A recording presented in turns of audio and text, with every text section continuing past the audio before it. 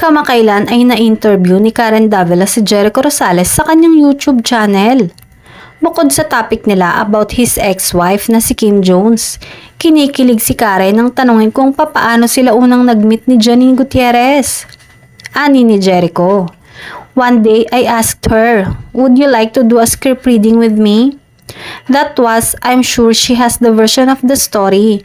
But why would I ask for a script reading when she's the only person I haven't worked with?"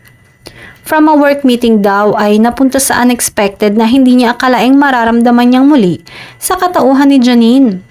First time na nagkasama sina Echo at Janine sa Lavender Fields with Jody Santa Maria.